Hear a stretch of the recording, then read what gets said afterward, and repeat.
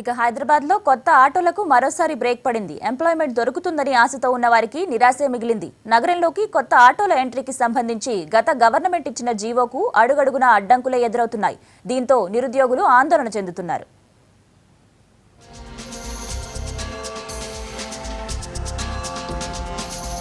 హైదరాబాద్ రోడ్లపైకి కొత్త ఆటోలకు green signal ఇచ్చిన ప్రభుత్వ జీవోకు బ్రేక్ పడింది. 20,000 కొత్త ఆటోలకు పర్మిట్లు ఇస్తూ గవర్నమెంట్ జీవో నెంబర్ 90 రిలీజ్ చేసింది. 4 నెలల్లో అమ్మకాలని కంప్లీట్ చేయాలని చెప్పింది. కానీ ఇచ్చిన టైంలో 11,172 ఆటోల అమ్మకాలు జరిగాయి. మిగిలిన ఆటోలకు కూడా పర్మిట్లు ఇవ్వాలని యూనియన్ నాయకులు కోర్టుకెళ్లారు.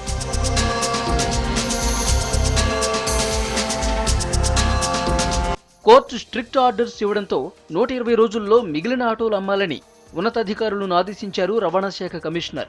అయితే ఇక్కడే అసలు కథ స్టార్ట్ అయింది. ఆటోల విషయంలో ప్రభుత్వం ఫిక్స్ చేసిన రేటు గిట్టుబాటు కావటం లేదంటూ కోర్టుకెళ్లారు డీలర్స్. ఈ ఇష్యూతో పర్మిట్లకు బ్రేక్ పడింది. బజాజ్, అపే, టీవీఎస్ 1,36,000 రూపాయలకు సేల్ చేయాలి. కానీ 1,80,000 నుంచి 1,90,000 రూపాయలు ఇవ్వాలని డిమాండ్ చేస్తున్నారని ఆటో యూనియన్ నేతలు అంటున్నారు. గవర్నమెంట్ ఒక కమిటీ వేసి 7 రోజుల్లో మాకు ఏం రేట్స్, గతంలో ఏం రేట్స్ ఉండే, ఇప్పుడు ఏం రేట్స్ ఉన్నాయి అని మొత్తం వాళ్ళు ఒక 7 డేస్ కమిటీ డిక్లేర్ చేసినాక 1,36,000కే బండి ఎల్పిజి బండి అమ్మాలి. అట్లనే సిఎన్జి బండి 1,43,700కి అమ్మాలని. అట్లనే ఈ షోరూమ్ వాళ్ళు వేసిన కేట్కి అదే రోజు మాకు జడ్జ్మెంట్ ఉన్నది. కానీ మాకు గవర్నమెంట్ ఫిక్స్ చేసిన రేట్ ప్రకారమే మాకు ఆటోలు అమ్మితే 8,000 ఆటోలు అమ్మితేనే మేము కొంటాము.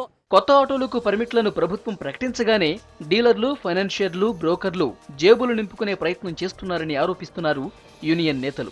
డీలర్ల మనీ గేమ్తో నిరుద్యోగులకు కష్టాలు తప్పడం లేదని అంటున్నారు. ఈ డీలర్లు అధిక ధరలకు ఆటోలను అమ్ముకోవడానికి పర్మిషన్ ఇచ్చినట్టయితే మేము ఆటోలను అమ్ముతాం, లేకుంటే మేము ఆటోలను అమ్మము అనేటువంటి సిద్ధాంతాన్ని మెయింటైన్ చేస్తూ ఉన్నారు. ఈ మార్కెట్ను మా గుప్పిట్లో పెట్టుకోవాలనేటువంటి దురాలోచన చేస్తూ ఉన్నారు.